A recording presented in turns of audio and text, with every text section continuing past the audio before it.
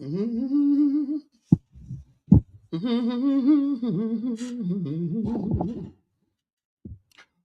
good morning, everyone. I hope this day finds everybody well, but let's get the first things first. What is the temperature outside right now?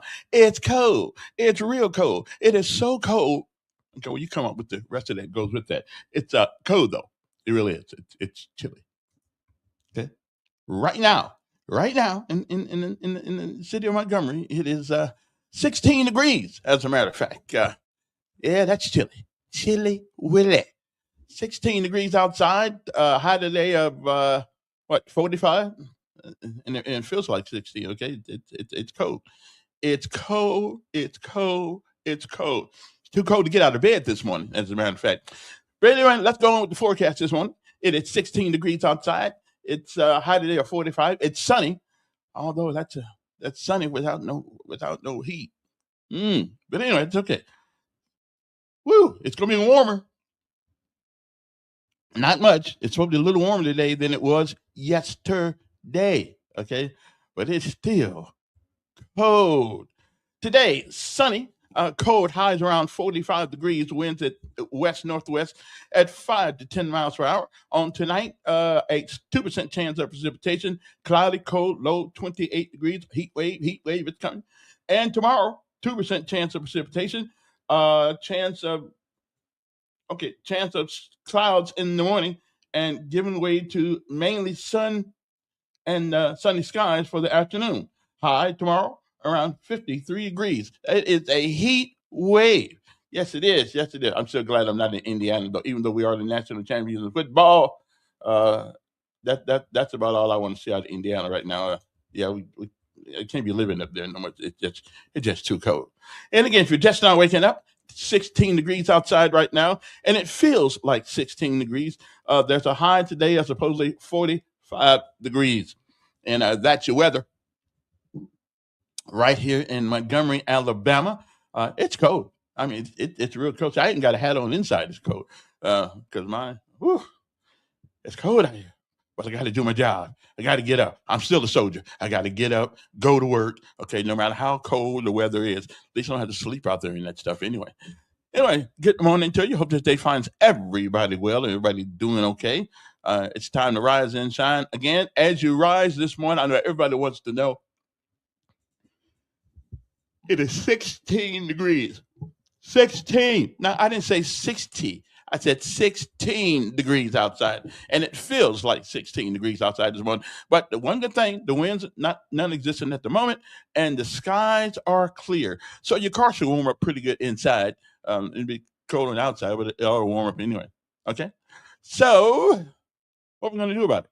What are we going to do? We're going to do nothing. We're going to stay in the house, stay warm. Don't put the kids out. If you get anybody you want to put out your house, don't do it today. Okay. Make sure you check on your old folks. Make sure that they got some heat in the house and things of that nature. Other than that, there's not a whole lot you can do about cold weather. It is what it is. No matter what we try to do, we can't change the weather. Although back in the Cold War, we swore up and down that the Russians were changing the weather. We did. We swore up and down that the Russians were changing the weather. Okay, let me cogitate on that. We changed the world in history right here where we're from. It's no beginning to you and me, cause we're not done. In our city, in our city, in our city, we're not done.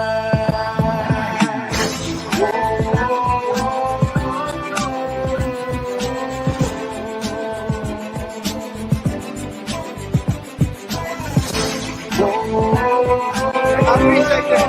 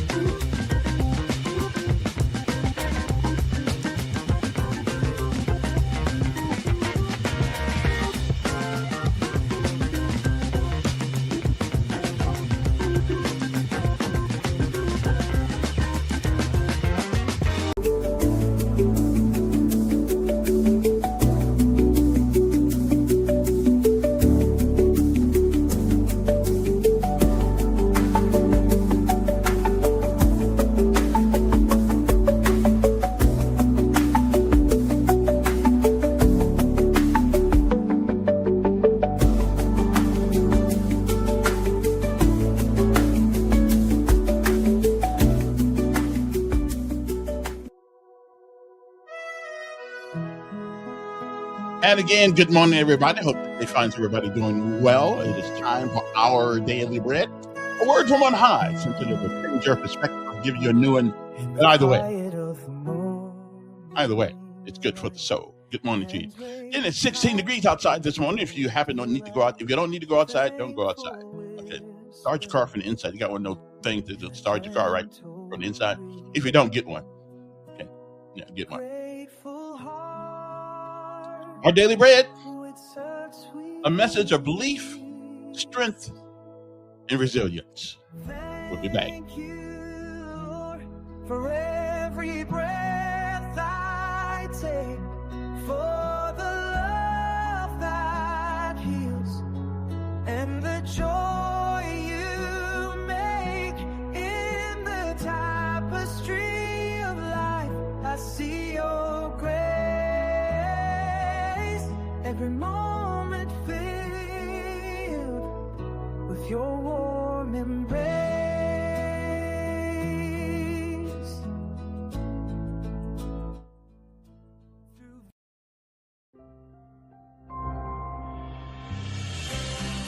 Welcome to today's encouragement from Our Daily Bread. Today's reading, titled The Jesus Chair, was written by Dave Brannon. When my friend Marge met Tammy at a Bible study meeting, she noticed that they seemed to have little in common. But Marge befriended her, and she learned a valuable lesson from her new friend. Tammy had never been to a Bible study, and she was having a hard time understanding something the other women in the study talked about, that God communicated with them, something she'd never experienced. She so desired to hear from God that she took action. Later, she told Marge, "I set aside an old wooden chair, and every time I study my Bible, I ask Jesus to come sit in it." Then Tammy explained that whenever a verse stood out to her, she would write out the verse in chalk on the chair. It's become her special Jesus chair, and she's filled it up with God's messages to her directly from the Bible. Marge says the Jesus chair has changed Tammy's life. She's growing spiritually because Scripture is becoming personal. In John 8, while speaking to Jewish believers, Jesus said, "If you hold to my teaching, you are really my disciples. Then you will know the truth, and the truth will set you free." Let's hold to his teaching, whether it means writing his words on a chair, memorizing them, or seeking to put them into action. The truth and wisdom of Christ's messages help us grow in him and set us free.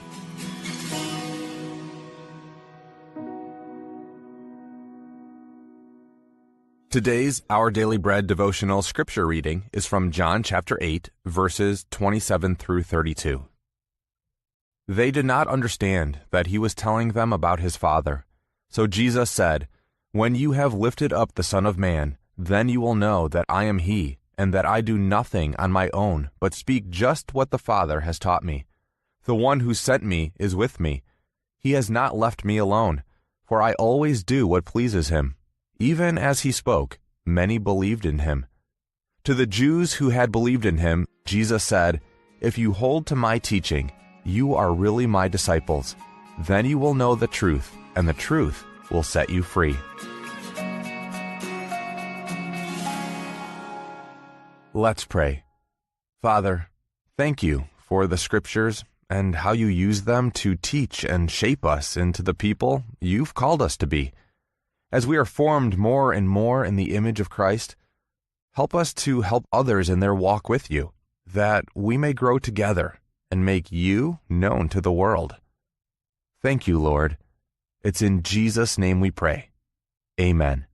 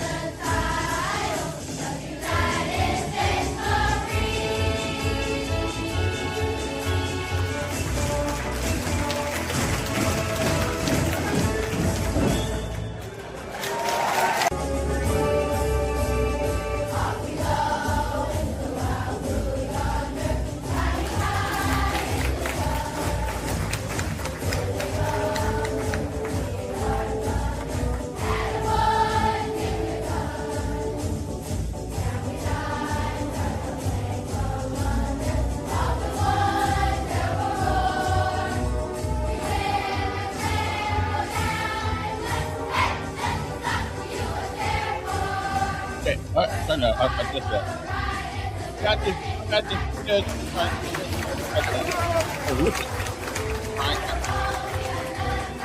Oh, look at you picked me off a game. Okay. You know, I just saw something a couple seconds ago that absolutely, it's online. And I don't know what to think about this stuff. I'm going to share this with you guys. I'm going to share. I, I don't know if this is sacrilegious or not. You know, this. I mean, AI is a wonderful thing, and it's a great piece of it's a great piece of technology that. But sometimes, though, I think we truly are going way out of our depth. Let me see if I can show this to you guys. Because see, I looked at this thing and said, "Whoa, what's up with that?" Okay, now I want you to check this out. Check this out. I want you to check it out because it almost scared me for a second there. Now see right there, they got Michael Jackson. And check this out. Can't say your music guides us every day through the laughter and the tears we know. We're grateful for the gift of you. The legends live in every song. And our hearts still belong. We miss you so. Late at night when I need a friend, I press play and you're here again, teaching me about love and pain, dancing through the joy and rain. You showed us how to feel alive. Your spirit helps us still survive. We miss you more than words can say. Your music guides us every day through the laughter and the tears we know. We're grateful for the gift of you. Legends live in every. Anyway, I just found that to be. I found that to be quite disturbing, actually. You know, I found that to be. Wow, that's I don't know if that's good or not. I mean, but okay, it's not me. I just, you know, Elvis ain't look like he changed at all. But anyway, so much for that. I just thought I would share that with you for a second because it kind of messed me up there a little bit. I said, "Whoa, what's up with that?" Uh, I remember Miss Winehouse. Yeah, she died of a drug overdose or something like that. Anyway, okay, Frank Sinatra, Francis. Okay, never mind. You know, I just thought that was kind of weird. You guys don't think that's weird? I mean, to be able to do that, to be able to man, that messes with my mind. You know, that right there, that's kind of scary. They can bring people back to life on on WI or whatever it is, AI, whatever it is. You know, I'm just wondering. I'm just wondering. That's a little bit too much for me this morning. Anyway, good morning to you again. And Michael Jackson, of course, was on there. All the old school folks were on there. Uh, anyway, I thought it was an interesting thing. Okay, let me go back to my screen, share my screen again, so I don't get all mixed up like I normally do. There we go, right there, right there, right there, right there. Okay. So anyway, good morning to you. Hope this day finds everybody doing well. Whew. What is the lesson of life today? Well, the lesson of life today is simple. Sometimes painful things can teach us lessons that we never knew, never even thought about it, that we needed to learn. Again, sometimes painful things can teach us lessons that we did not think we ever needed to learn. I think we can all kind of like understand that one. And the word of the day is tenet, Tenet, tenet. It is a principle or a foundation belief on doctrine that is held to be true by members of an organization, movement, or a profession. Okay, okay, like being a doctor, do no harm. Okay, that's a tenet of being in a doctor, do no harm, even though some of them, can't help it. Anyway, now the other day, oh, I got a guest coming on. I got a guest coming on at 12 o'clock. No, I mean, not 12 o'clock. At 8 o'clock. A young man named Font. Anyway, he is coming on. He was working for the city, and the city vacated his work and I think he feels as though he got a little screw glued and tattooed, and he was a victim of reverse discrimination. And so we gonna see about that. We'll see after you talk to him. But I'll so what is his name? His name is oh, what is his name? What is his name? Anyway, I got him up here someplace. He worked for the city. He had a meeting a couple weeks ago, so he won't be able to answer all of the questions. He won't be able to answer all the questions, but he'll be able to answer some of the questions. Good morning, Steve. Good morning, Mayor. Good morning. I saw where you spoke of tenant just then. Yes. Run that past me again. Let me see. Tenet. It means, according to them, it is a principle or belief or doctrine that is held to be true by members of an organization, movement, or profession.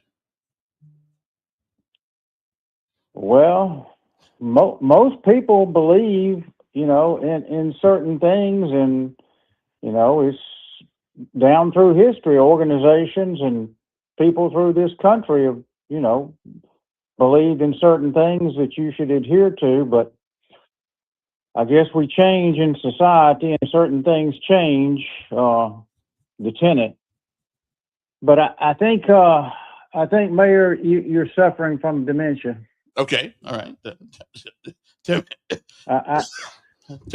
After yesterday's show, Yeah. when you said you had no problem with people coming to the country illegally. Well, I don't. Okay, per se, I have no problem coming. I know it's illegal, and if you get caught, I don't have a problem of people sending you back. But I do have a problem with the way we are running into people's businesses and running into people. I'm telling you, right, that's not the America that I serve. I mean, if you're going down the highway, and the guy is speeding, and you pull him over and you find out he's illegal, hey, give him the boot. But if you're just going to work every day like you and I are going, because the problem is, what is the problem with people coming here? We got more land than we'll ever use. So what is the? I got a problem with it. I got a problem with the way we're doing it. Not that we're doing it, but the way we're doing it. Yes. Well, let me give you a problem. Let me give you a reason why 9/11, 19 terrorists came to this country and killed hundreds of Americans on 9/11. The Boston Marathon, 2 Russians put pressure cooker bombs and killed people. The World Trade Center bombing, carried out by people from other countries. Senator Kennedy, who was shot by Sirhan from another country. That is why you vet people properly. That is why you track people in your country so they won't hurt your citizens. And you have to do that. There's a reason. I mean, it's just not willy-nilly. We're just not doing it because we want to pick out certain people. You do it to protect your citizens. In theory, I agree. But let me ask you a question. Why don't we seem to be grabbing up the Russians and putting them on a boat out of here? Well, they do when they catch them. Okay. I mean, I was involved in a case where the Russians kidnapped a woman. She was kidnapped, a woman off the streets in New York, and they had her involved in a human sex trafficking ring. And we located her and the 2 individuals here in Montgomery, and they were charged, and then they were sent back to Russia. One of them was here on some kind of work visa, and the other one was here illegally. But that's one case I know of. But I mean, the ones that get sent back they're not high profile cases and make the news and get everybody all worked up and generated like these cases are. But I mean, there's so many reasons why other countries vet people that come into their countries. You have to have papers, and I mean, just like all those people that came for Ellis Island, you know, they didn't want people coming into the country with TB and all that stuff. So, I mean, there's reasons not to just let people just pour into your country. And then once they're here, just say, well, you're here now. And No, I I mean, understand the process. I understand the process, and I understand why we do it. But the question really is, we got more land in this country than we can fit people on. Okay, we got more land. Now I understand what you're saying, but whether they are domestically are built or people coming from overseas, we'll never get everybody that wants to do us harm. So I'm just, we got plenty of land. I guess I'm just wondering if you get more people, you get more tax dollars, you get more people working, you get more people buying houses, you're building more homes. I don't know. I just don't you, see the way you get more people. I mean, you get more people here, Mayor. You get them on the census. You get them used to. You know, you didn't count people that weren't here legally. You didn't count people that weren't U.S. citizens. Mm-hmm. And then they changed that. Now you count people, and now that affects everything, how much money a state, county, or city gets. And I mean, just what's going on in Minnesota with all of the fraud and theft that's going on there. I mean, you've got to control who comes into your country. And your principle is that, well, we've got all this land, but if you go to California, you got people living under the interstates, on the streets, because there's not enough affordable housing for the people that live here. So now you're going to bring in more people, and there's not enough affordable housing. So somebody's going to have to pay for that. Well, that is true, but you know, before all this talk about immigration came about, we still had people that didn't have affordable housing. We're not building affordable housing in America because we want to make more money. We could build affordable housing, but we don't. Well, sure, you can make it look like a third world country, and that's, I mean, the question is how many of these illegal immigrants Mm-hmm. do you want to let live on your land? Do you want 1, 2, 3, 4 live on your land? They go to work every day, but they come home and they live on your land. Well, but you didn't ask them to. You didn't say, but they need a space. Again, I feel you on that. My heart just doesn't set well with people, police coming up to you. I understand why they're doing it. Don't get me wrong, putting you in a strip tie, you know, putting you on a buck like your cattle. That doesn't sit well with me the way they're doing it. I just, you know, that they're doing it. I understand that, but the way they're doing it, I will never believe that that's the right way to do it. So, well, why don't we just do away with all the criminal trespass laws? Whether it's your house or at my house, and people can just walk up, put their tent in our yard, hook up to our utilities, and go to work every day. Because we got plenty of land. As long as they're willing to pay for something in the utilities, that's fine. But wait a minute now. You need to supply them, because see, that's what they're saying to the government. You need to supply us this, and this. Because we're here now, we're squatters. We have squatters' rights. Mm-hmm, mm-hmm. And again, I'm going back to where the Bible says, "Be kind to a foreigner." You know, we never know where we may find ourselves, and I realize that no other country allows people inside their country the way we do. I'm with you. But we have a special country, and well, I'm sure those people that were blown into smithereens in the World Trade Center by those 19 would not view that the same way you do. You have a good day. Okay, I hear you. Again, I'm not against us sending illegal people home. I'm against the way we're doing it. Showing up at your job, you just working, trying to treat your family, then they put a strip tie on your hand, treating you like a crook. I mean, and I realize they broke the law getting in here, but I got to tell you, you know, I've been to a few countries, and Lord have mercy, I would get out of there any way I could. And that's what some of these people are doing. They're just trying to get their. Now, here's my problem with people. If you want to come here, you have to want a piece of the American dream. No, what really ticks me off is you come here, then next thing we know, you're flying all these foreign flags in your yards and in your business. And listen, if it was all that great back there, then why didn't you stay? Yeah, so that's my problem. But y'all have to come up with a better with a better argument than that with me. But again, it's the legal thing to do that we're doing illegal. There's got to be a better way. There just got to be a better way than the way we are doing it. But that's just me. That's just one man's opinion. One man's opinion. That's all that is. Okay. Now, let me show. Now, I'm going to show you guys something here that that you shouldn't do when the police tell you to stop. Okay, you shouldn't do this when the police tell you to stop. Okay, and then you wonder why some people get shot. I don't know why brothers think that if the police tell you to stop, they tell you to stop, and you think you can beat a gun with your chest. Okay, I just don't. I don't get it.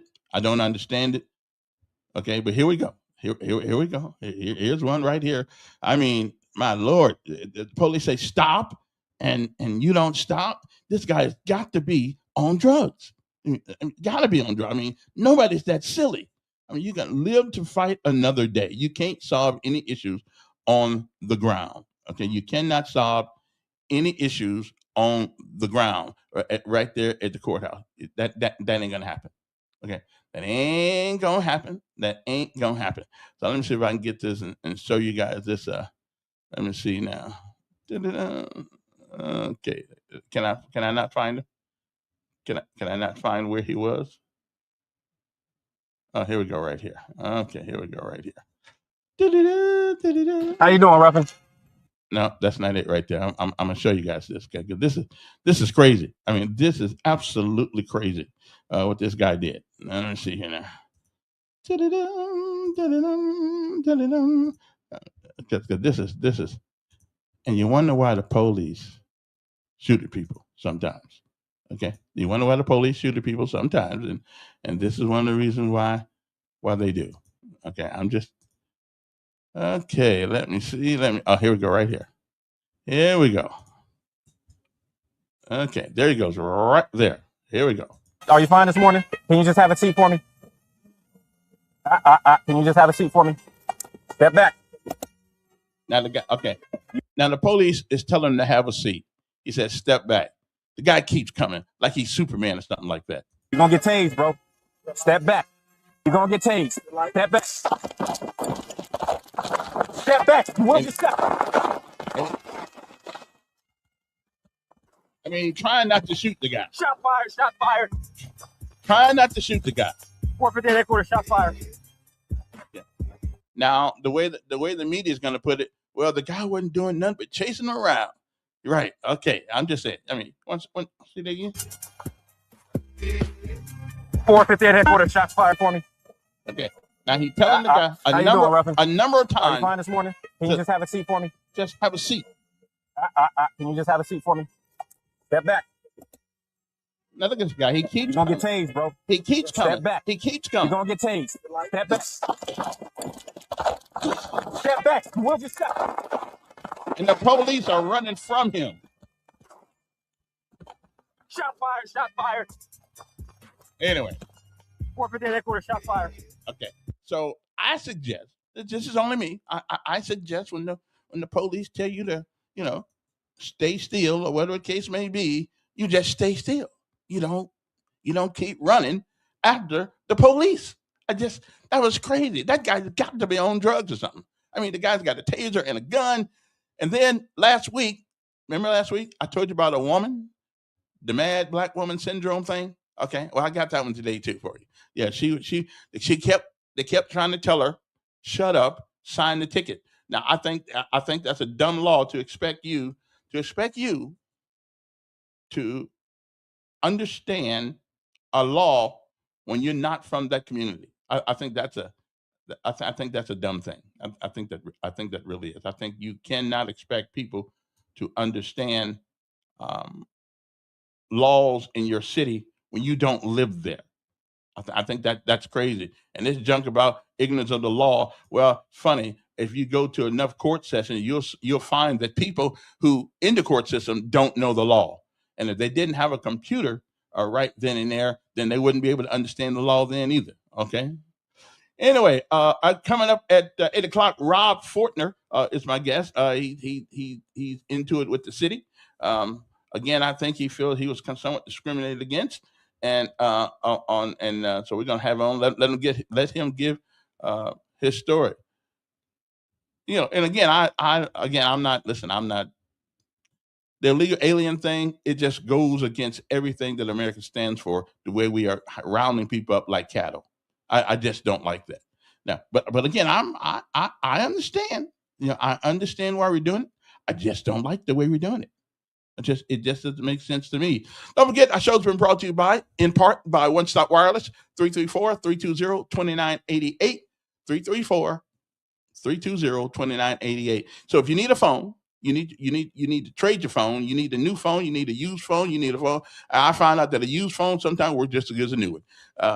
They can right there on the corner of 3445 Atlanta Highway, right next to the it's right next to the Shell gas station on the corner of Atlanta Highway and Coliseum Boulevard. You can't miss them. Great folks down there. They will take care of you and all your phone needs. Okay, so they can even fix some phones down there. So don't throw it away yet. You may can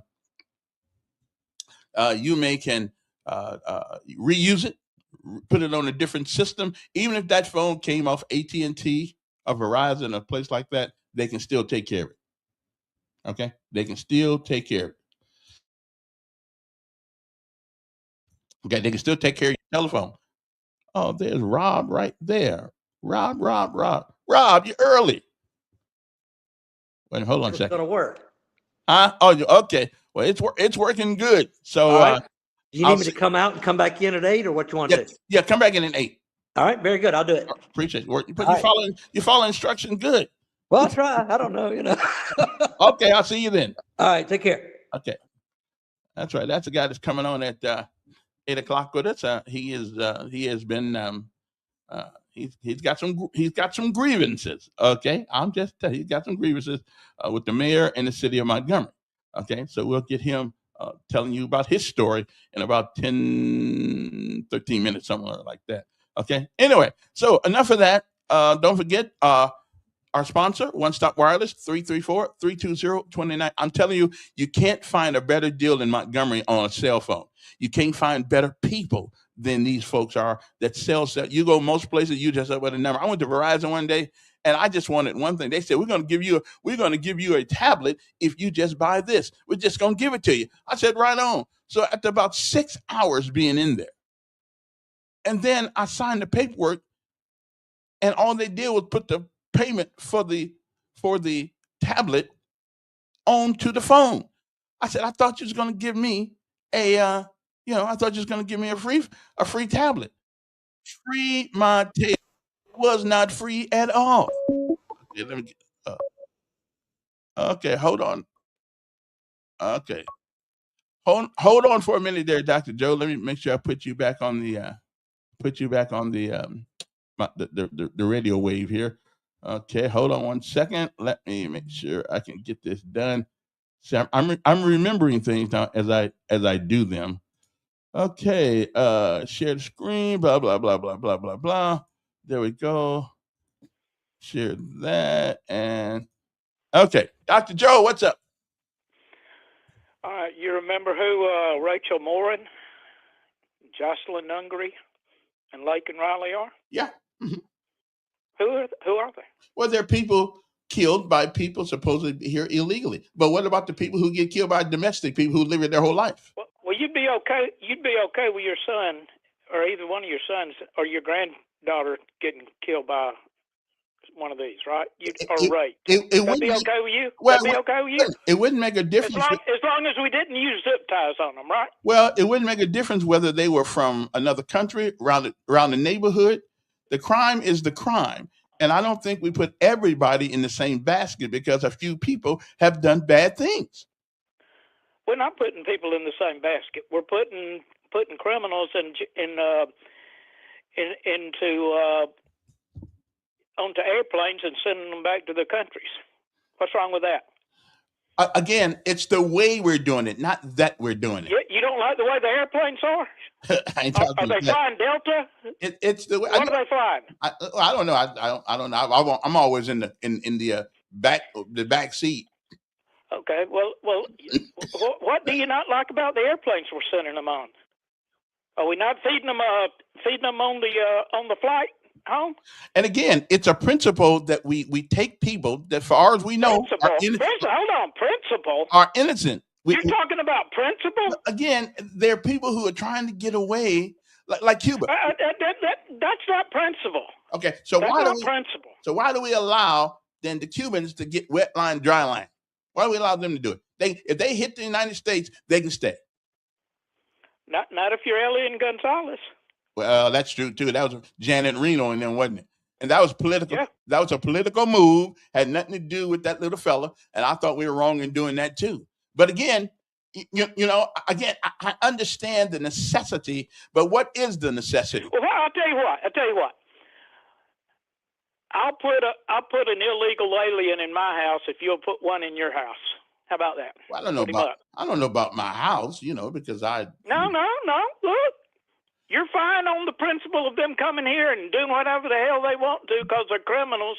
No. You're fine with them raping people and killing people and sex trafficking children What about Let them live in your house, in your neighborhood. What about the good old Americans are doing the same thing? What about them? So we're putting them in jail too. We're sending them back to their country too, but we're putting them in jail in their country. Mm. Well, again, I just don't like I don't mind that we are getting rid of people who are breaking the laws, but that's who we're doing. Yeah, and I realize they broke the law getting in here. I realize that, but again, if all they doing is hard work. Going to work every day like all of us are doing. That's the American dream. That's the American dream. Well, their American dream is raping and killing and sex trafficking. And we got more of us. Their American dream. What's wrong with that? Wait. We got more of us doing that than people coming in this country doing it. Well, they're not supposed to be here in the first place, Kevin. Like I said, I'll put one up in my house if you'll put one up in yours. You saw where the woman in Leeds, Alabama, got arrested for interfering with an ICE agent, didn't you? Yeah. Oh, and I didn't mind that. You don't interfere with those guys doing their job, but that's because it takes us, the citizenry here, to follow up on these things and demand a change and exercise. So you don't mind if they come here and, like I said, rape your granddaughter or sex traffic her or kill your son or anything like that. You're good with that. As long as they're working and going to work and paying their taxes. Well, we call that hyperbole now because, of course, I care about those things. And when I'm hurting my children, then somebody will have something to pay. But again, that don't mean would that be on your principle or the United States principle? On the United States principle, but what is that thing on the Statue of Liberty say? Give us your what? The French send us that. I know they do. That's a French thing. That's a French girly man thing. That's not. But we accepted it. We, Kevin. Yes. We accept thousands of legal immigrants every year. And I'm with you. But let me tell you what it does do. It gives us a notion as if we were some of the most arrogant people in the whole wide world, uncaring people in the whole wide world. I'm just coming over here trying to get. I think you're one of the most uncaring people in the whole wide world, Kevin, because you don't care that these people are sex trafficking. And by the way, did you know listen to this? Did you know that in Montgomery, the methadone clinics are full? Do you know why? Well, people taking drugs. No, people can't take drugs because Trump shut off their pipeline.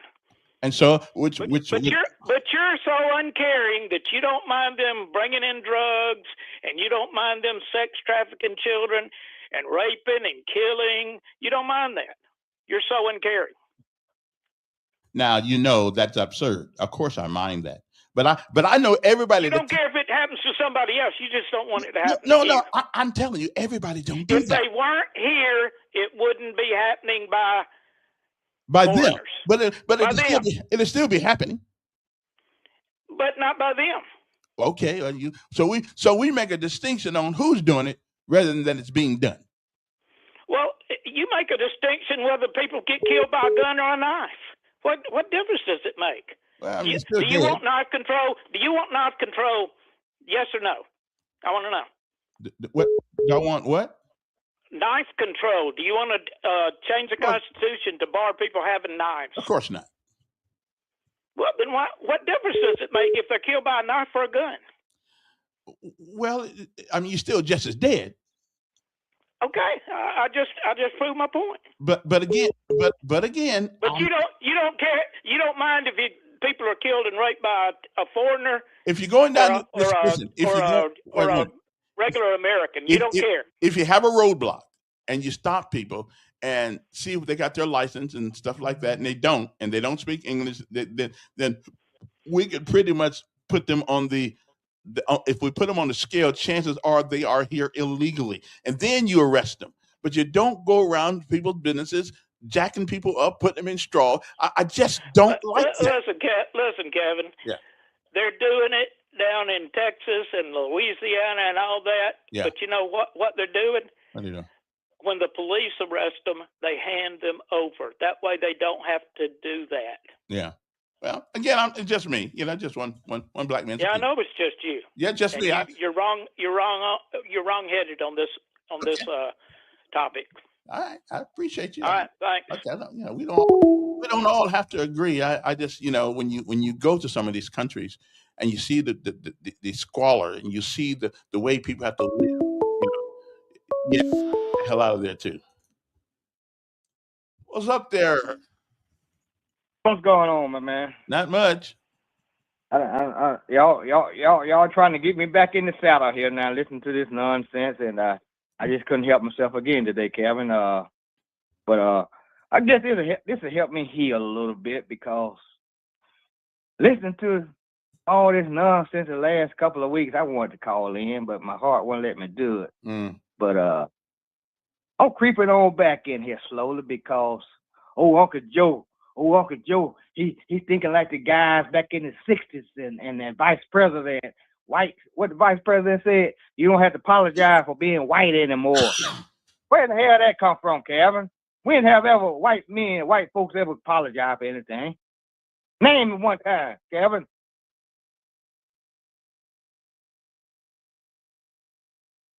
For the vice president to come out and say something like that, he's feeling pretty comfortable, ain't he? Wait, he's feeling pretty comfortable to say something. Wait a minute. Let's be fair.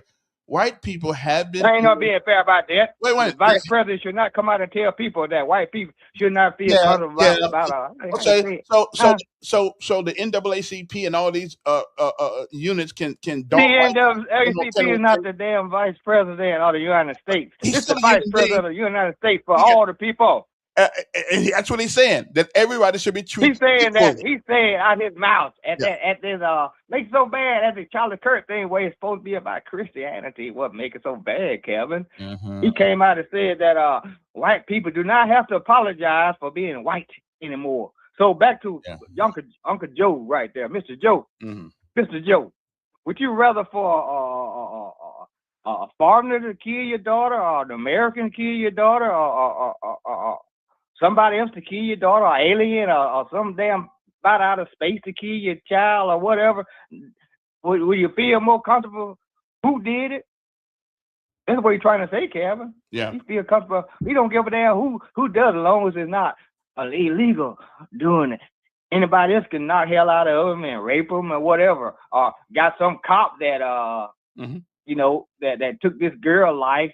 I didn't get a chance to speak on that. The Lake Raleigh thing, it's all bad. Now this guy claimed he was drugged down the road, Kevin. Okay, right. The one that killed a woman. He claimed he was drugged down the road. So what damn sense does it make for your ass to stand in front of a car to start with? If you done been through that already, Then on top of that, Calvin, this guy standing on the edge, on the corner of the car. He can easily, he stepped back. We saw him step his ass right, back. But Okay. you should Okay. not move Let your me car. finish. Let me finish. I heard your nonsense on here a couple weeks ago. You should Let not me move finish. the car. This guy was standing on the edge of the damn car. On the edge. He could have been hit. Calvin. Yeah. This guy claimed he was drugged down the road. So He could why have have been you hit. got your stupid ass out there to stop with? Well, let me ask you, because You already you're went through this from moving. traumatized kind of situation here. I hear you, bro. He was trying to stop her from moving. She shouldn't have been moving. Calvin. Yeah. That lady had the right to drive her car. No, she don't. Not if she is stopped by the law enforcement. He did not try to hit him. You know damn well he didn't try to hit him. Yes, she did. And on the last thing, did you see the video of this last incident? What's your excuse on this one, Calvin? I've seen a bunch of videos Come on. on it. No, the one that the guy just got shot. Well, what's your excuse this time? He did have a gun. Well, hell, the Rifle Association said you can have your gun, and those guys went to Wisconsin a couple years ago, walked in there with the damn rifles inside her damn building, Calvin. Yeah. Come on now. I hear you. With rifles on the shoulder, inside the place. And what you talking about? And again, you know, peaceful protest. They call peaceful protest. If you do stupid things, you get stupid results. Don't carry a gun.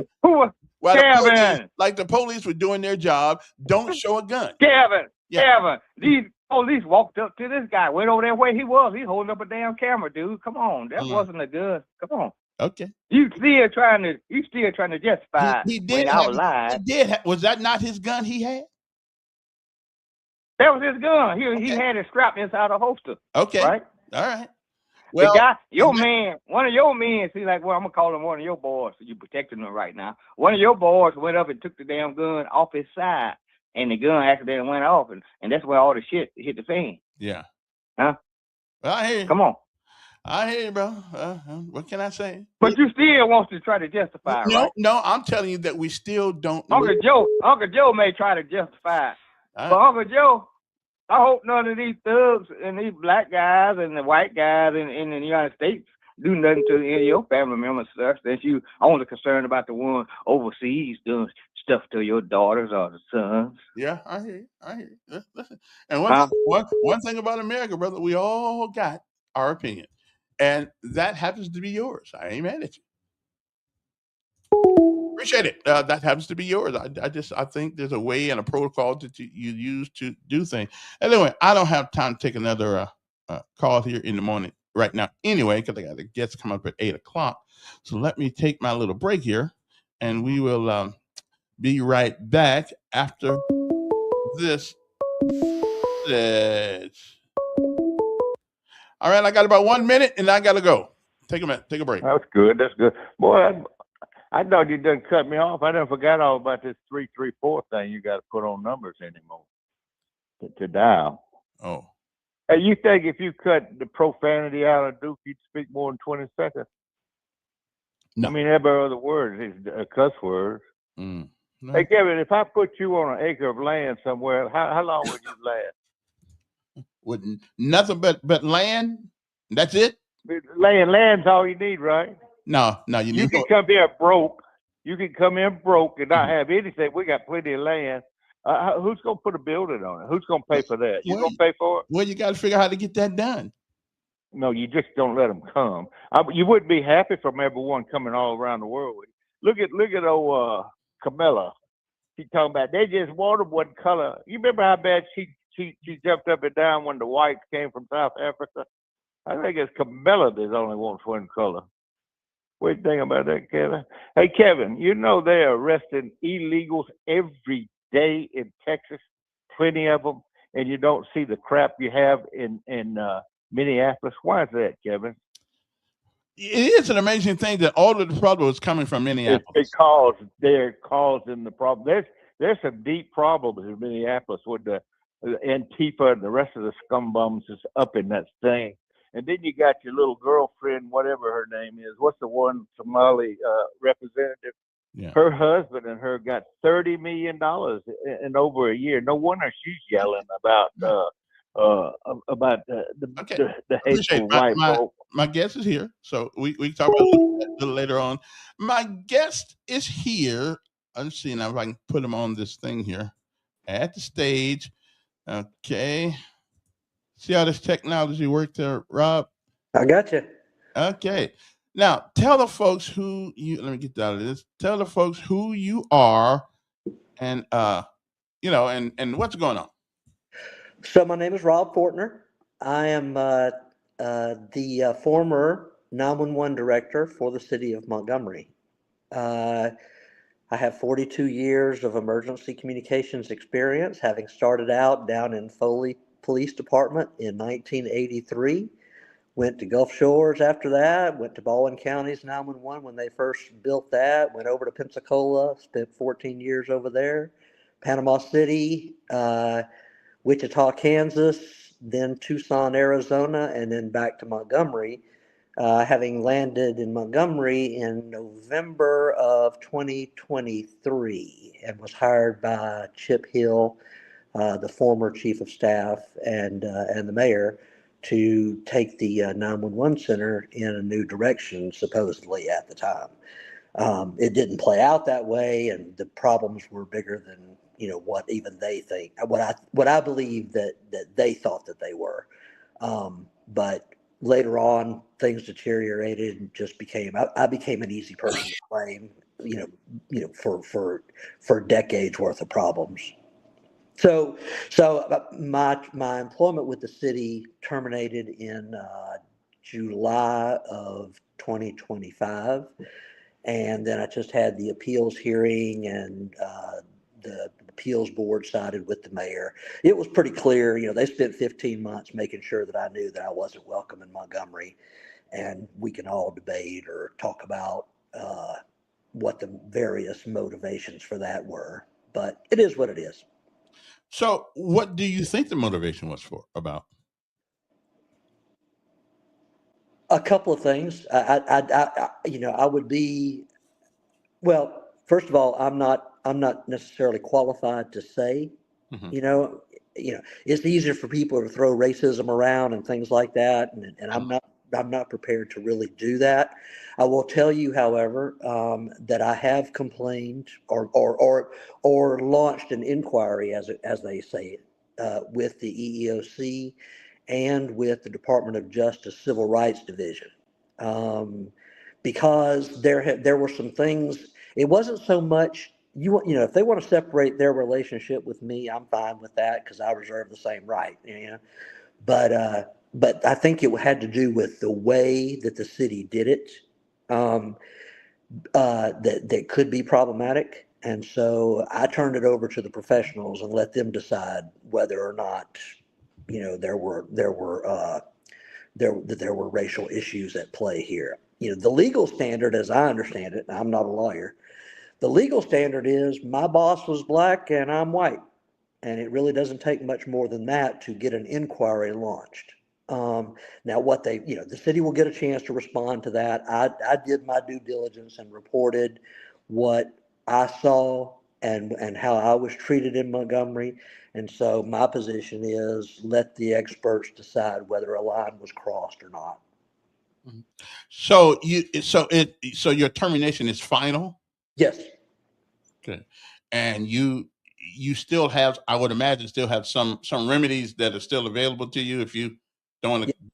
Okay. Yeah. So the way the process works is you file what they call an inquiry or whatever with the EEOC, and then they send a letter to, I guess, or whatever, to the city of Montgomery, and then the city of Montgomery responds to that, and then the EEOC looks at all the facts and decides whether or not they'll issue an authorization to sue, as it were. I'm not necessarily that kind of person. I don't really have, I mean, there's been a lot of things that have happened to me over the course of my life and other people too. And we just, suing is a pretty extreme position to take. Now, I will tell you that, and Alabama's real quick to tell you that, and most states are, but it's an at-will employment state. They don't have to tell you anything. They can tell you everything. They can hire you at will, they can fire you at will. And I don't have any problem with that because you don't really have any choice but for that to be the way it is. But if they violate your rights along the way, that becomes a problem. I've had legal counsel throughout the whole process. Up to I didn't have a lawyer with me at the appeals hearing, and there were a number of reasons for that. Some strategic, some logistical. But what I have been told consistently is it has everything to do with the manner in which you're treated while it's going on. And in some of the cases, some of the things that the city allege, at the end of the day, violate, at least, again, I'm not a lawyer, but violate the First Amendment right to free speech, also the 14th Amendment right to equal protection. And then, yeah, there is a question about whether the civil rights Title VII has been violated. So it'll be up to the EEOC to decide that. I have a responsibility to report, things, not because I enjoy doing that, because through this whole process, I mean, there have been a lot of reports filed with a lot of different people. The state 911 board, because of the 911 center in Montgomery, whether anybody wants to admit it or not, I don't know that I would go so far as to say that it is failing, but I might. Certain pieces of it have failed. There's no doubt about that. There are other pieces of it that are just underperforming, right? Now, in the private sector, if you look at quick service restaurants, McDonald's or Hardee's or Olive Garden or those kind of things. If you have an underperforming store, they bring in new management to see if maybe that was the problem, and why it's consistently underperforming. And once they've done those types of things and started looking at it, if at the end of the day it's still underperforming, they shut it down. Well, there's no real mechanism to do that in Alabama as it relates to a 911 center. So the issues in Montgomery are coming to a head when it comes to that center. And I don't know that anybody really knows how to fix it, to include the city. But blaming one person and trying to make it look like, scapegoating ain't the way to go. That's just not the way to go. So let me get direct to the point here. You feel that you were let go because race? I mean, you think that had something to do with it? So yes. As it turns out, I did not know, it had not been disclosed to me, that there was an internal candidate for the same job that I ultimately got. Mm-hmm. Okay? Not knocking that person. It's not Right. my place. It's not my place to knock that person. She had 27 years, 25 years with the city. I mean, so Chip and them decided to hire me. From what he said during the interview process and stuff like that, I think what they were looking for is great. That my wealth of experience, the broad, the number of places that I've worked, and stuff like that. That they felt like there was maybe a greater depth of knowledge of the industry and where things needed to go and stuff like that. That was the way it was framed to me, but I didn't know there was another player involved in it at all. When I got to Montgomery, then things started coming out that there was a black female assistant director who was not as qualified as me. She was qualified enough to apply and qualified enough to place on the list, placed on the roster. But until the day I met her, I had no idea that there was even another candidate in the mix, right? So it was innocent with her, it was innocent with me. And the honeymoon period lasted probably about 3 weeks to a month, maybe. And then, we start seeing some decline. But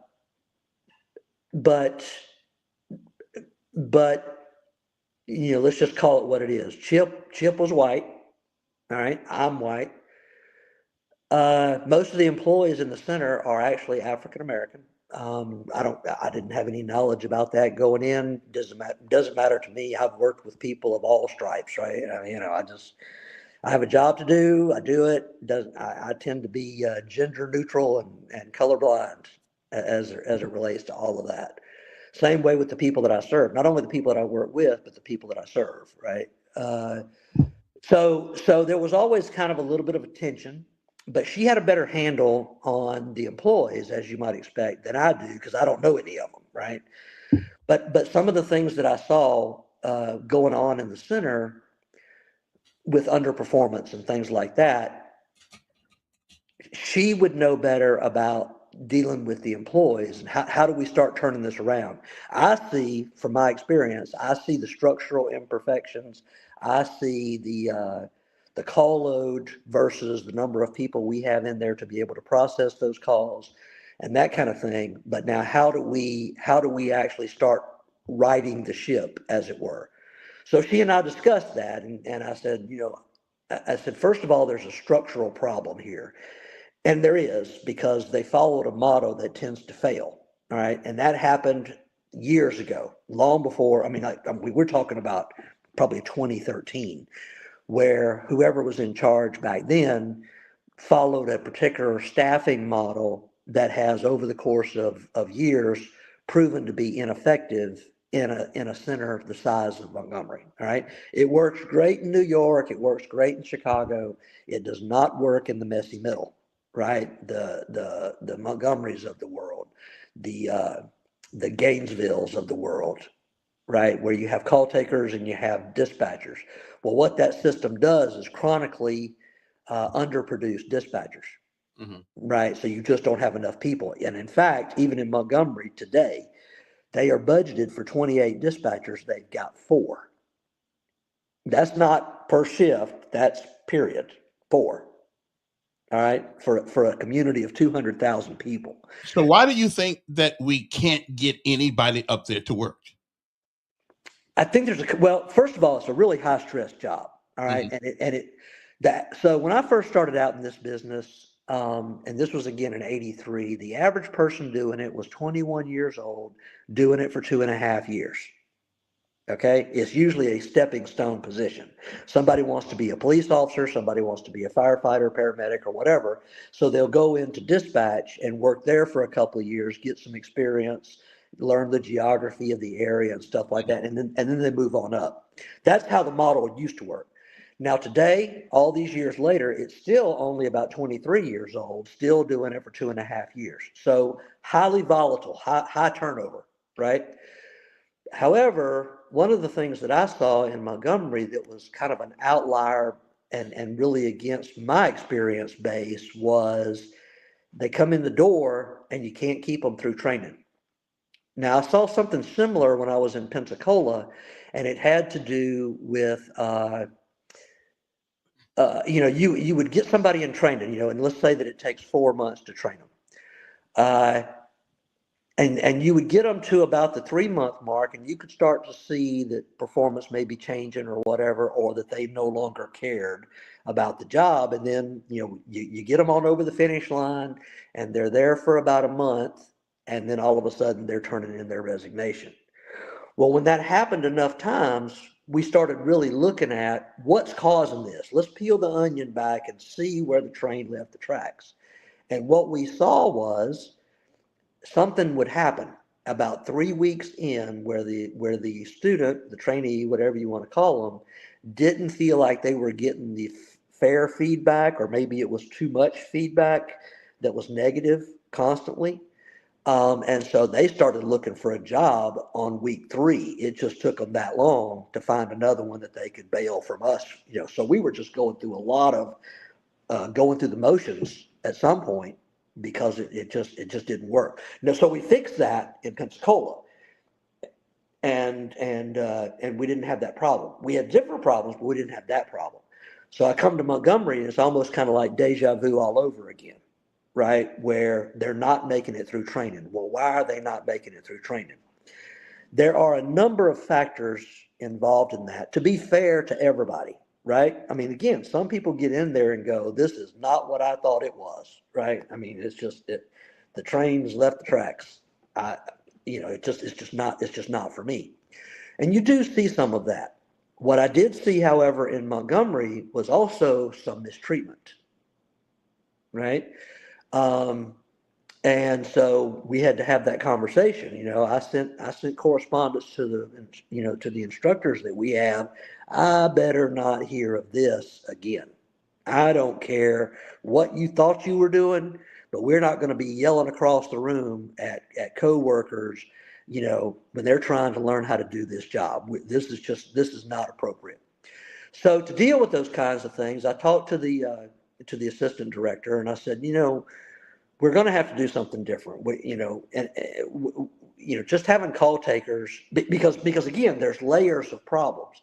You had the new employees coming in, and then you had the call takers, and then you had the dispatchers.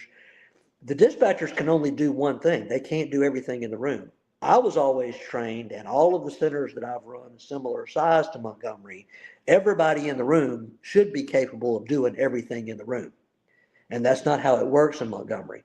It's also not how it works in Chicago. You'll become a call taker, and sooner or later down the road, you may be offered an opportunity to promote into a dispatcher position.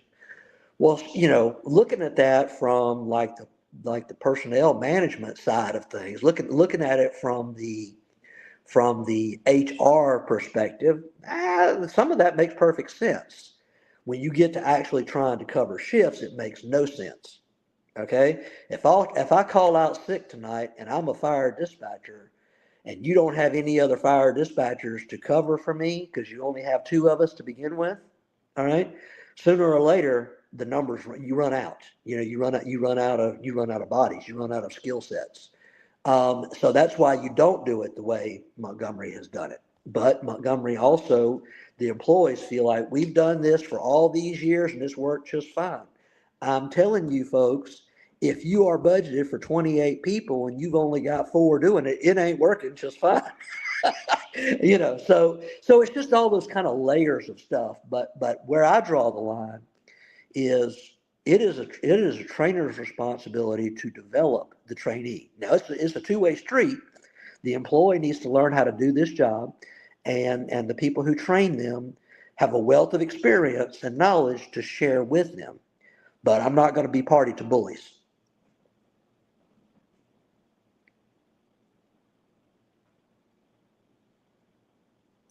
Okay. Have you had an opportunity to talk to the mayor personally about this? No. It was all done through his. So that became part of the issue, and I think that's why, to some degree, there's a racial component to it, because I was hired by or through a white chief of staff, and I was fired by or through a black chief of staff. Right. So Chip Hill hired me with the mayor's blessing, and then Chip, I had been there for, I guess, 6 months at that point, and Chip had announced his resignation. He was going back into the private sector or whatever. And Jeremy Reed was assigned as the new chief of staff, so he would be the one that I reported to. Now, he's admitted that he has a different management style than Chip did. But he gave me no opportunity, he being Jeremy, gave me no opportunity to adjust to his management style. This was kind of like, I ticked them off, and the bottom line is, and I know it, I've been doing this long enough, they can deny whatever they want to. I ticked them off with a social media post in response to something that the police department and the Montgomery Advertiser had done. I ticked them off, and I was on my way out the door after that.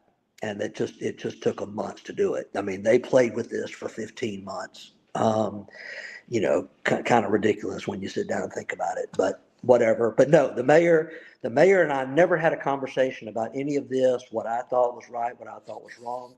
What I will tell you that he did, and that Chip did, and I'm very proud of, independent of whether they thought I was doing right by the employees or not. One of the things that I was able to do and that I'm very proud of is the mayor and Chip, based on my recommendation, spent $3.5 million, all right, in equipment and software upgrades. So that's going to take them into the next 10 to 15 years, right? So when I was having trouble with the employees and them digging their heels in about this is the way we've always done it, you're not going to come in here and change it. So what do? You kind of pivot, right? You pivot to where you can be successful. All right, well, if the employees are going to sit over here and fight about it, I'll work on the things that I can actually get done while we're playing these little games. But what I'm saying by all that is that Chip and the mayor were incredibly supportive of me when I first came to work for the city. And I mean, literally, Chip told me, he said, if there's, because even when the employees started complaining, I went to Chip and I said, listen, do I need to slow things down a little bit? I mean, are we trying to take too big of a chunk too fast?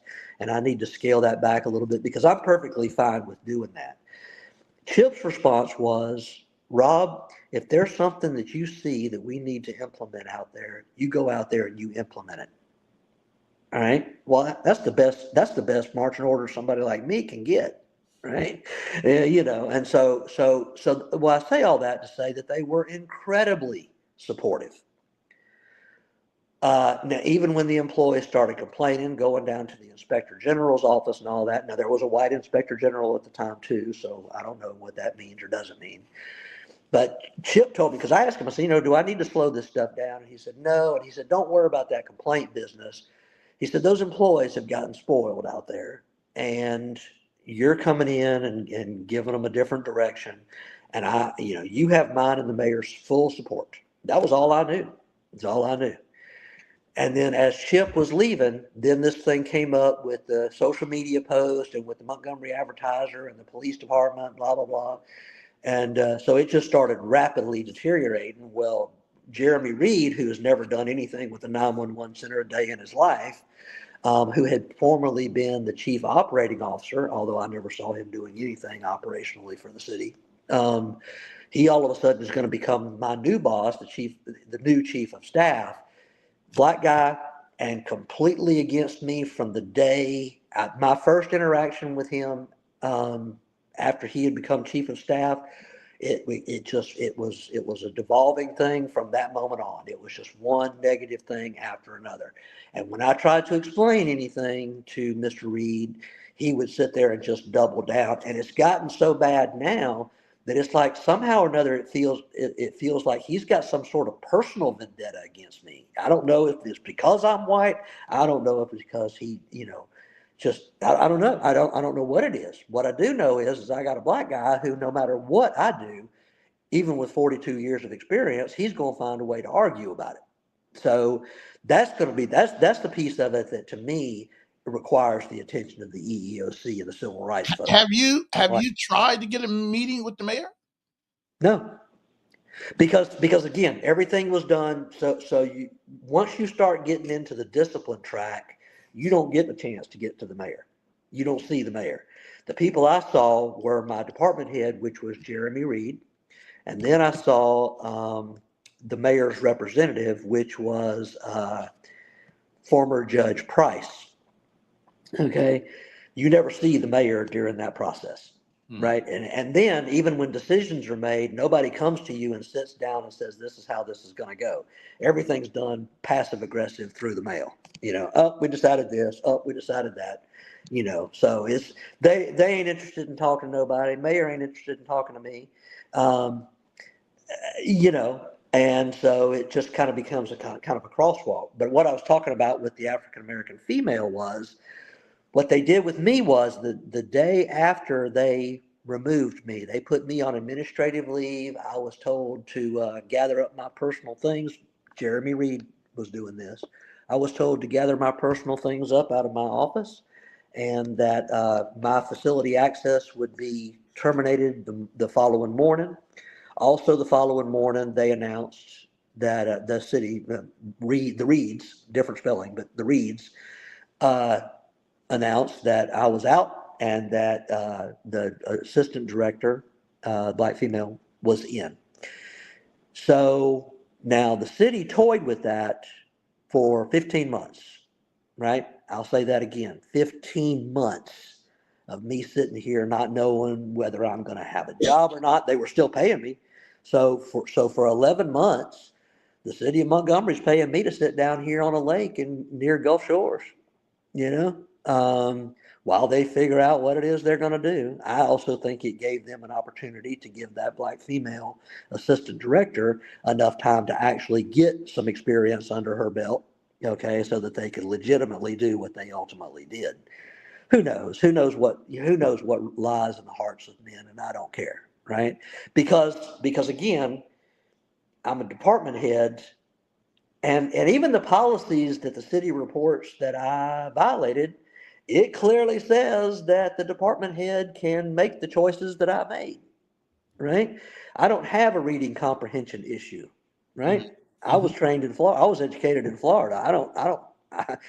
Alabama school systems didn't do me a good job in high school, much less today, you know. Mm. But I know how to read, and when a policy says that a department head is authorized to interpret policy, I take that just as what it says, right? That I am authorized to interpret policy.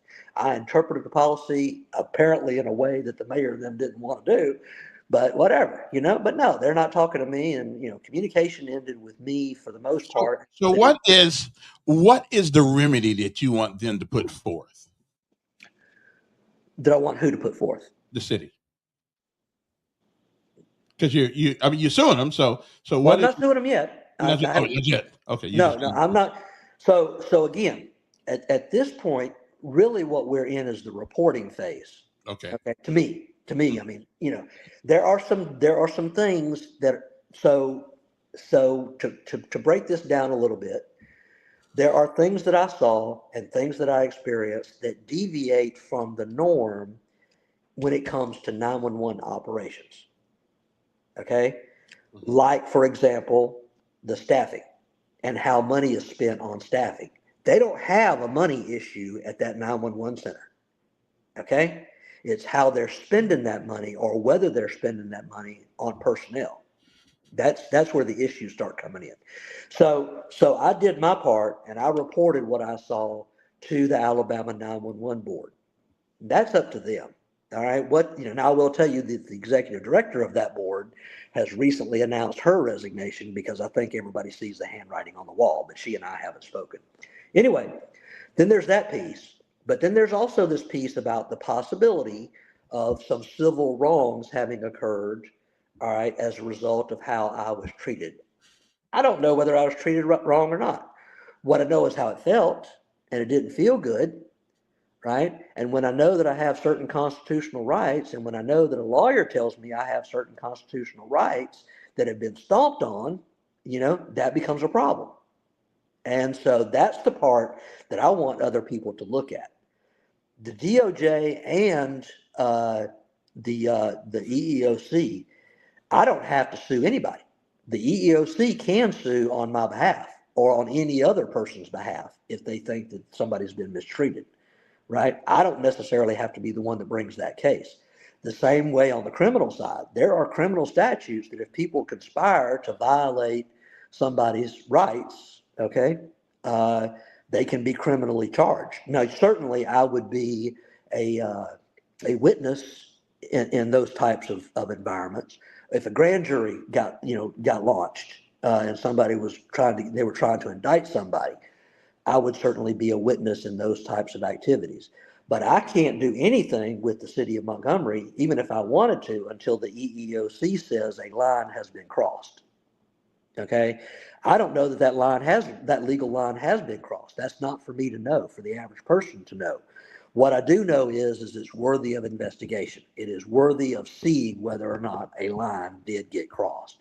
Now, that becomes a different conversation. If they rule in the affirmative, then it is kind of my choice about, well, do you want to pursue this? Do you not want to pursue this? I'm not looking, and I have not been looking to beg the city of Montgomery for my job back. I know that's not going to happen. I've moved on from all of that foolishness. All right. Because the other side of the coin is, it would be the same thing. If I went back to work for them tomorrow, it would start the next day all over again, because the employees have realized that they can successfully manipulate the system, the city system, the inspector general's system, okay, to their advantage. So there's no real going back as an option. Now we're just talking about compensation if I was wronged, if I were to even seek that.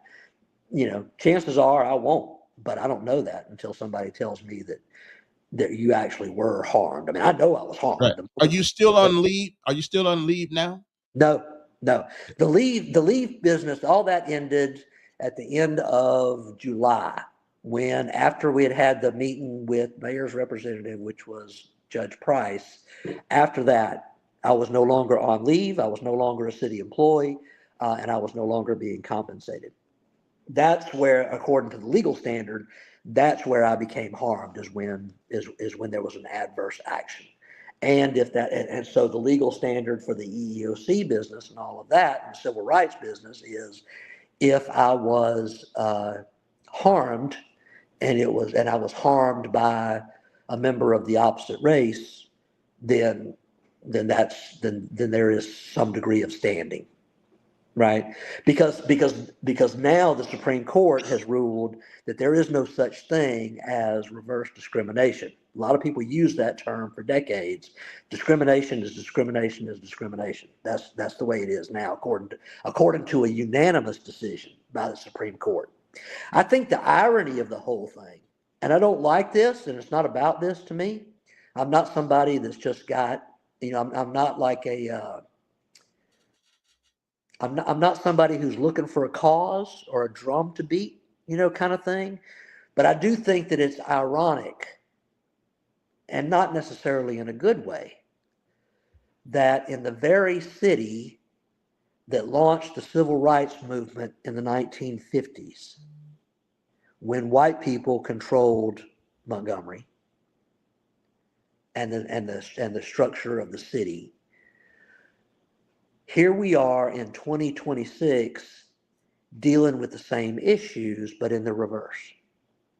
Okay? Has a black mayor and his black chief of staff and a black inspector general and a black this and a black that and a black the other, okay, conspired, or even without there being a conspiracy, even through reckless disregard, did they trample on the rights of a white man in the same city where all of this started? That to me is just that's the piece of this that I have trouble with. The rest of it, you don't want me to work for you. You don't want me to go in the direction. You don't think I'm going in the direction that was trying to turn it around. Fine. And I'm a big boy. Okay. But let's not do this. We're better than this.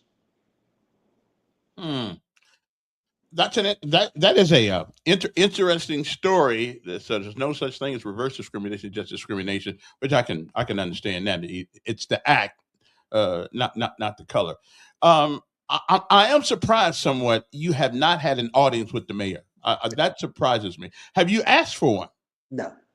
Okay, so why not? Just well, like I told him during my appeals hearing and in the summation, the city has gone out of their way for 15 months to make sure that I know that I'm not welcome there. Okay. Why do it? Why beat a dead horse? I mean, they've had their processes. Their processes check out. I do not make now. I have never made a due process claim. Okay. Because that goes into the fairness thing, and I'm sure that may have factored into some of the city stuff. They may not be able to allow that type of conversation to occur, during the process, because it might mess up some due process things. I can completely respect that, right? Now, if we want to have a conversation, if the mayor and I were to have a conversation over a cup of coffee about what's really going right, what's really going wrong, or where I really screwed up, or where he really got offended, or whatever, I'm certainly open to those types of conversations. It's not like I'm I don't build walls, right? I'm just not that kind of a person. But I got to be honest. I mean, there's a certain amount of opportunistic stuff that looked like it was going on here, and timing. So I mean, the responsibility isn't really on me. One of the things that you are required to do when you're going through and when you're on administrative leave, the city can terminate that administrative leave if you don't jump through the hoops they tell you to jump through. Okay, so it's not like one of the hoops was you're going to go see the mayor Mhm, before any mhm, decision is made. mhm. You go see the mayor's representative. You don't see the mayor. That's their process. That's not Rob Fortner's. Okay. But Um, you never requested to see him. I would have. I mean, he ultimately has the authority to say yay or nay. you meet the rep. No, you don't. I don't have the authority to do that. I don't. I No, don't. I don't but the mayor does. The mayor no. has the authority. What I'm saying is that there was no option for me to request that. You're a Okay. citizen. The closer you get, well, so I could do it after the fact as a private citizen. Mm, Now I could do that, but as you know, on some level, when you're an employee, whether it's in the city of Montgomery or it's the state of Alabama or it's in Alabama, you get treated a certain degree like a piece of property. We used to joke about it in Florida, where oh, you're just a number to City Hall; they don't care, you know. And so there is that piece of it, but no, there was no opportunity. I didn't request one. One was never offered to me to be able to meet with the mayor. I met with the mayor's representative because that's the way the process worked. mm. Uh, How many dispatchers or should we have in 911? 28 is what they're budgeted for, And we got 4. and you've got four. You So also have two more that are in some level of training, mhm. but I mean, we're not even close. So where Not does the money go that was that was allocated for that? Where's the money go? Okay, so that's a fair question, and I will tell you now, and I will go to my grave saying this, right? As it relates to the mayor, as it relates to the city, as it relates to me, every dime is accounted for. Okay, they do the state requires it, number one, but also the city. The city safeguards are actually probably better than the states. Okay, so every dime is accounted for, and it's just sitting in a reserve. That's the short answer. When I got there, that reserve was at $9 million. Okay, because they couldn't or keep the employees, so this money's just kind of going into an account. Now, 911 doesn't. So here's how funding 911 works in Alabama.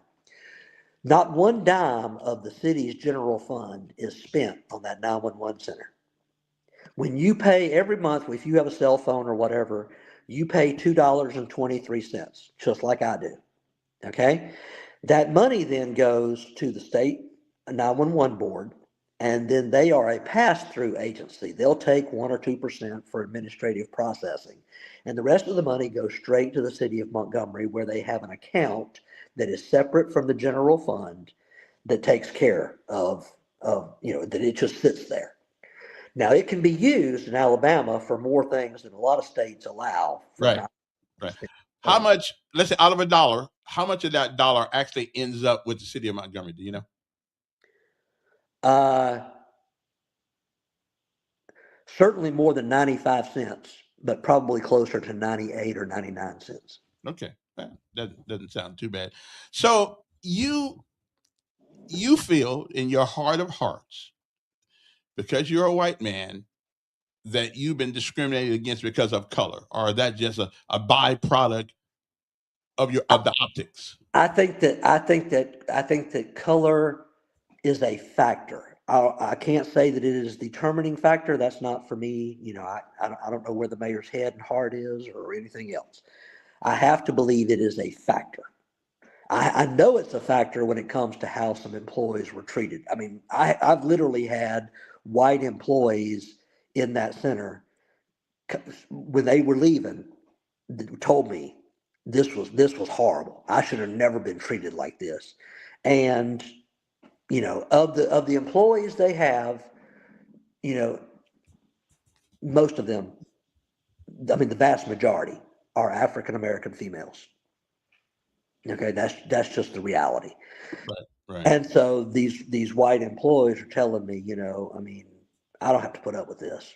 And so you end up with kind of a white flight going on within the department. I mean, when I was there, we lost every white student that we had. None of them stayed. And then of the white employees that were there, we brought four in as contractors kind of like the traveling nurses program. Right. There's an organization that does the same kind of thing with dispatchers now. And I think of the 4 that they brought in, of course, I never saw any of them because they were there. They got there after I had been put on leave. But I think the 3 of the 4 were white, and two of the 3 reached out to me. You don't know me, I don't know you, but this is horrible. This is horrible. This is not how you run a 911 center. Now, they too said the same thing that I'm saying, that they didn't feel like they were treated well by the employees. Again, how much of that was black and white, I can't say. They couldn't say. But they said you could certainly tell that we were not welcome there. Okay, so let me just to clear it up. You were on leave for a year or so. So your message got garbled there somehow. Yeah. Well, you were on leave for a year or so. Yeah, about 11 months. I think it was from September 30th of 24 to the bottom end of July, somewhere around the 23rd, I think, of July. And we were paying you to. Yes. So you can't complain about due process, I guess. Oh, absolutely not. No, Yeah. absolutely. Now, even in fairness to the city, what I think was going on during that time is you got to remember that the Montgomery City County Personnel Board no longer exists. It's been replaced by a Montgomery combined board. Now it's just called Montgomery Personnel Board. Right. Okay. So while it used to be a joint operation, the mayor and them petitioned the state legislature. The legislature approved it, and then the governor let it pass by not signing it, but had requested to do away with the Montgomery City County Personnel Board and have its own board. Right. Now, the argument becomes, and was for me, because I made it, I raised that flag and I said, I'm going to tell you, now let's just be fair about this. Some of this looks like this board is a rubber stamp for the mayor. Okay? Because so the customer agencies for this new Montgomery Personnel Board are the City of Montgomery and the Montgomery Airport Authority. Now, what that tells me is that probably about 25% of that funding for that board and all of its operations or whatever is coming from the Montgomery Airport Authority, and probably 75% is coming from the city. I mean, the city has 2,500 employees, right? So you could bet they're going to have a bigger stake. Well, again, if this board is funded by the city, and the city is the ones trying to get rid of me, what are your chances? How independent is it? Right? That becomes, and I raised that issue, and they tried to address it, by saying, well, board members are volunteers, whatever. But again, I try to be very, very practical. That's how you survive in public administration, is by being practical. The reality is, it's a show. On some level, it's a show. The trick is that it would never, and the only reason that I pursued it, and I told them that, I'm here, I'm not here begging for my job back. Okay. I'm here because I have to be. There's a legal standard called exhausting the administrative. Hold on a second. I'll be right back. Yeah.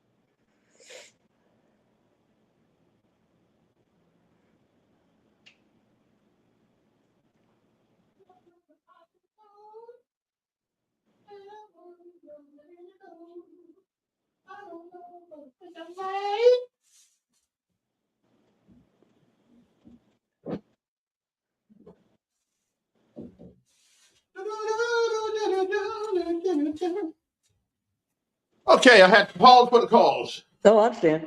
Yeah. I understand.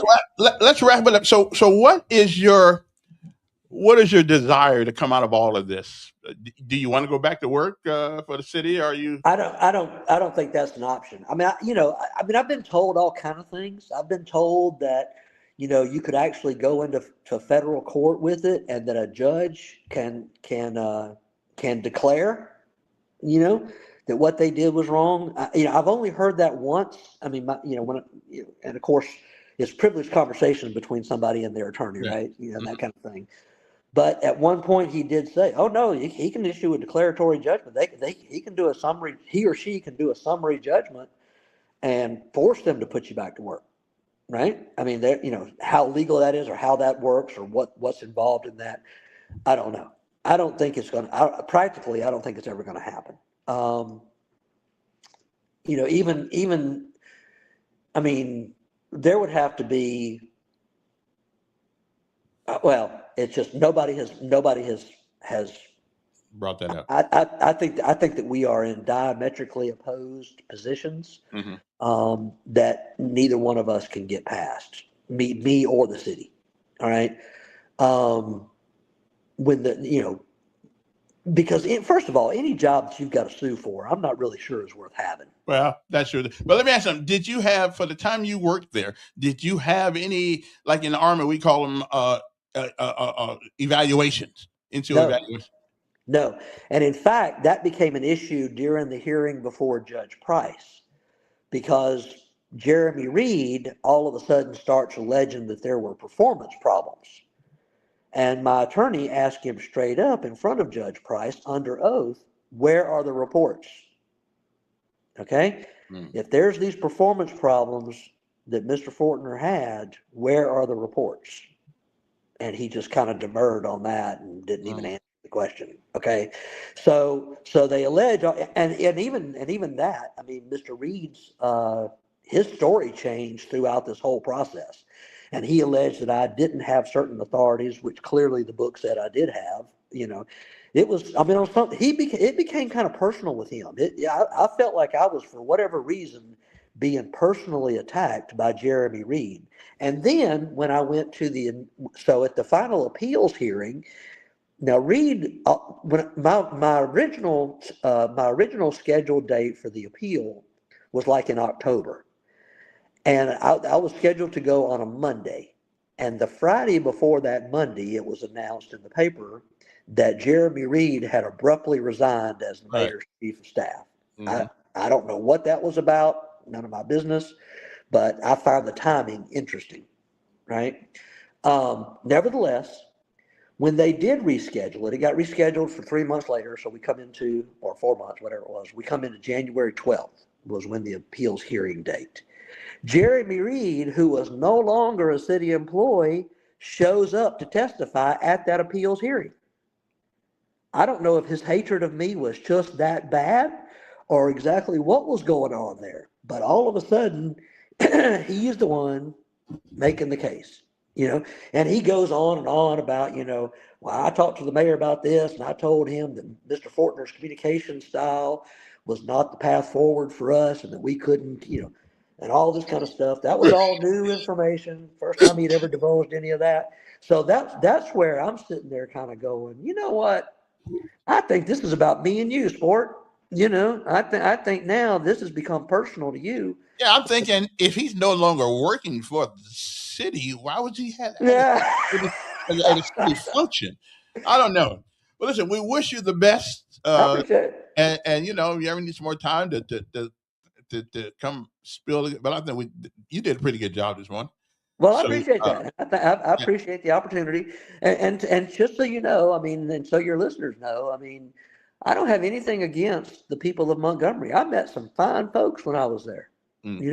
Both in the 911 center, out in the community, in the other departments, but yeah, I'm just I move on to other things, and my life is good. I got no real complaints. But I do think that there needs to be at least, especially the lengths that the city went to investigate me. I figure it's just okay for some of these state and federal agencies to investigate the investigators.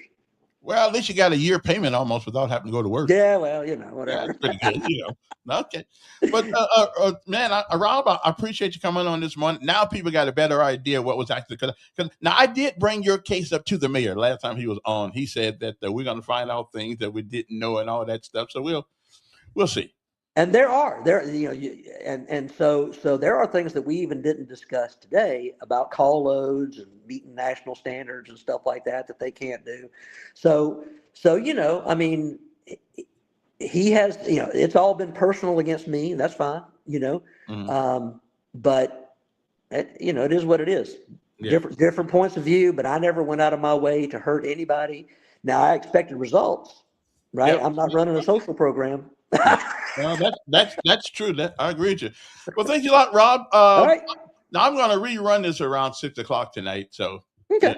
you and your boys can get together and have a beer and see it. Okay? Anyway, appreciate you coming on, Rob Fortner, the guy. Y'all have a great day. All right, you too. All right. Okay. Well, that was an interesting conversation. Huh. Well. Somebody said if it smells like it, looks like it, feels like it, it must be it. Not necessarily, but there's a high probability that it is what it feels like. Anyway, Robert Fortner. Now, the other day, I was talking to you guys about a woman who couldn't keep her mouth shut because she was stopped by the police. And I think she was right, but she just did it the wrong way. She was about in Atlanta. Okay, now in Atlanta. They had this. They got this body count of these people get stopped in a park. They're not from Montgomery. They're not from. They're not from Atlanta. They just passing through, and they stopped at a park. Okay, they stopped at a park. Okay, and the police came up and gave them a ticket. So you're not supposed to be in the park. Okay, then. Well.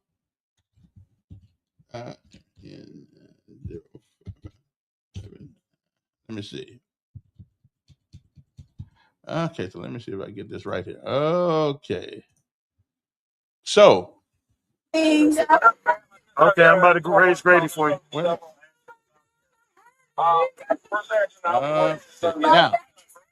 Now, this is the one of those states. The police stopped these folks, right? They stopped these folks and said, you can't be in the park. And now they're just passing through Atlanta. Okay, they don't know the rules, and you can't. I mean, most places you can go to the park, I would assume, and watch the birds and stuff like that. Well, now all right, crew, we are going to bust some common. Okay, I hear you. But it just seemed like to me that the police in Atlanta were wrong on this one. So I'm going to let you guys see this, and you tell me what you think. Were they wrong? I certainly believe they were wrong on this one, and I hope these folks get a whole lot of money out of this deal. Okay, because I think they got screwed. Weight loss myths. Cut all carbs. Okay, come on, give me a break here. Okay, I don't want to see this. Okay, so let me see if I can. Wrong. Weight loss shot. Okay.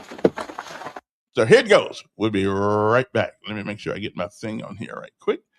Because I think this is some of that mad black woman thing right here that sometimes happens, and sometimes just because you can say something, it don't mean you should. Sometimes you just got to let it go. Let it go. Let it go.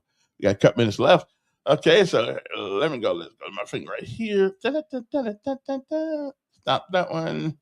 Go to that one. Let me see that share screen. Facebook 9. Okay, let me see here where we are.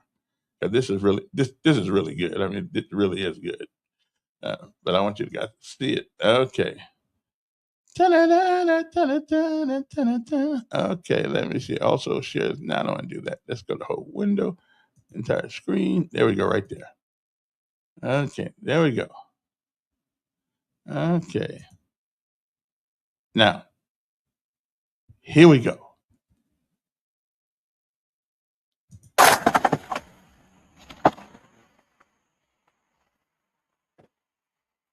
What's going on? How y'all doing? All right. Well, I see the Ohio tab. I'm not sure if y'all from here or not, but you can't be inside the park in the city of Atlanta between the hours 11 p.m. 6 a.m. Got your IDs on you? Okay, now remember, they're not from Atlanta. They don't know what's going on. They're passing through. They can't. The guy said you can't be in the park in Atlanta from 6 a.m. from 7 a.m. till 6 o'clock in the morning. Okay, so I guess they don't have many homeless people over there. Homeless people over there sleeping. Let's go. You have your IDs on you? Yeah. I'm gonna need them. He already getting attitude.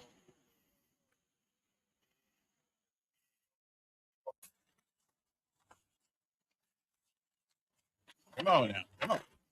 Copy of citation. Do you have any questions? I gave it to you 2 times, man. Okay, I'm asking again. And I'm not giving it to you. Okay. Are you gonna sign it? No, because I want your badge number. That's fine. Okay, at this point, they wanted her to sign the ticket. She said, I'm not signing the ticket. Okay. He said, well, if you don't sign the ticket, I'm going to put you in jail. She said, I'm not signing the ticket. Okay, then. Hey, listen, my man. Back up. She needs to put her. Can I? Okay, you can put your phone down. Okay, Mr. Brooks. Oh my God. Put your hands behind your back. I'm not saying that I'm refusing to sign the ticket. So she wouldn't sign the ticket at all. He keep trying to get her to put her hands behind her back. I'm going to sign the ticket. You don't have an option now. Because but I'm going to sign the ticket, Mr. Brooks. Now, what happened is that what proper English? What happened was that she decided, as he found out she was really going to jail, to sign the ticket. But he wouldn't let her sign the ticket, which I think is wrong, because she said, well, she had to be convinced that you either sign the ticket or you go to jail. Well, when she found out she was finna really go to jail, she wanted to sign the ticket, and he wouldn't let her, which I thought was kind of wrong. I'm going to sign the ticket. I'm going to sign the ticket. No, I'm not here to play games with you. I know, but I'm going to sign. Put your hands behind your back. Mr. Brooks, I'm going to sign your hands behind your back. You're actively resisting. I'm asking you, why am I putting my hands behind my back? You're under arrest. I'm going to sign the ticket, but why am I under arrest? Why am I under arrest? You're not giving me a reason. So why am I getting I'm not you didn't have it told me my rights. Now, you see, had she just went on and signed it to begin with, she wouldn't have had this problem. But she decided she did decide to sign the ticket. I think the officer was being a butthole in that situation right here, because all he had to do was let her sign the ticket and everybody be gone. So told me why I'm being arrested. That's exactly why I'm not.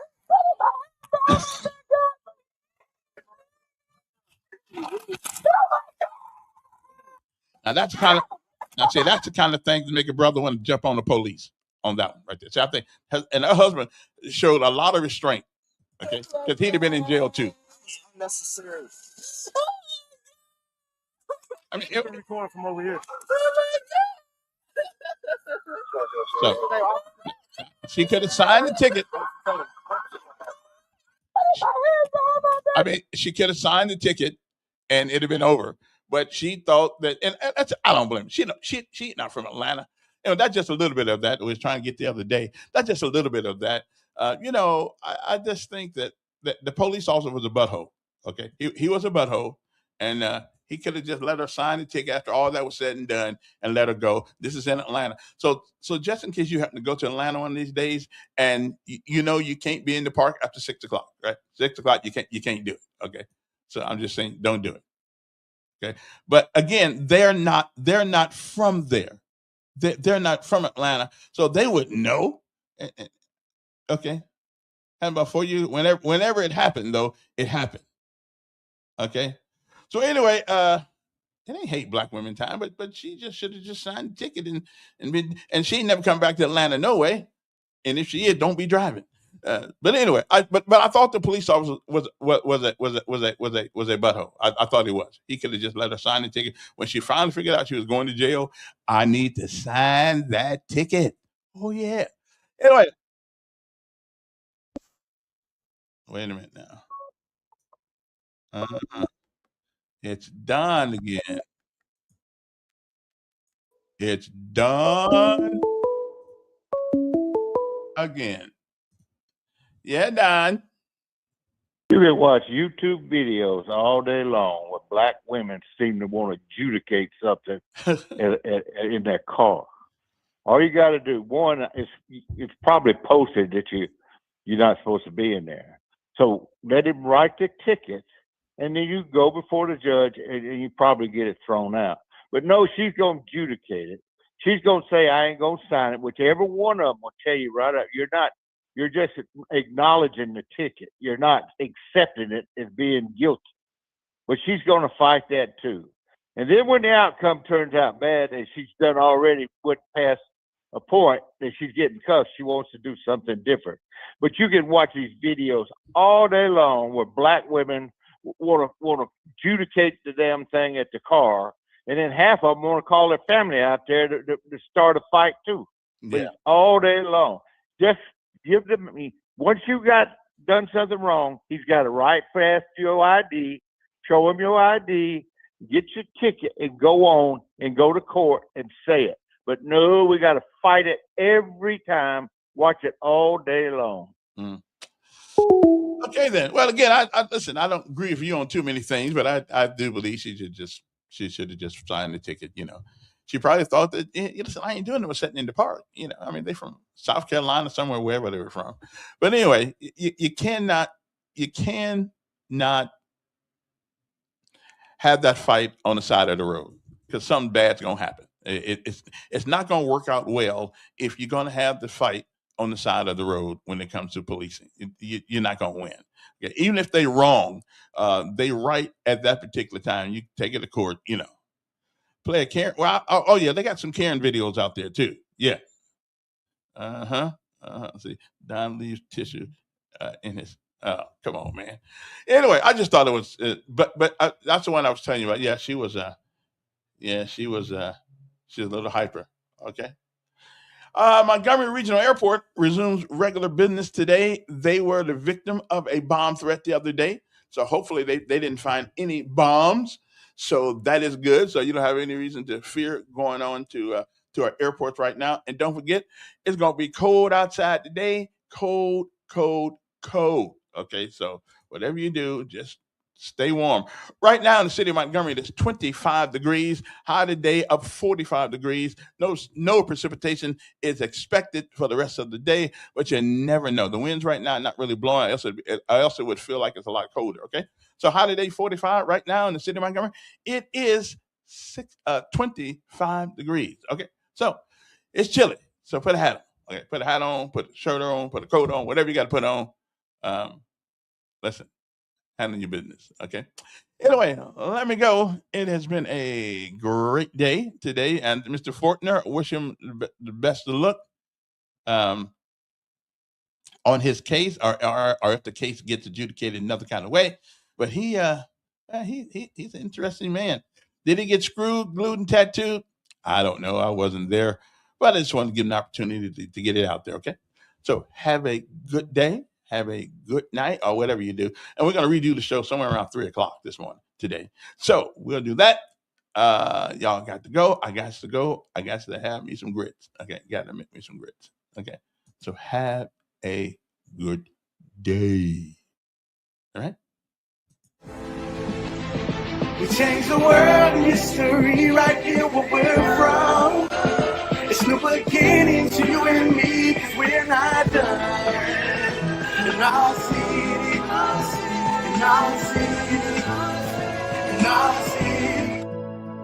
Okay. And just remember, it is not the. Well, I'll tell you that tomorrow. Have a good day. raised high in pure delight, thankful whispers in a gentle. It is not the falling down that gives us the strength, but it is getting up every time we do. With such sweet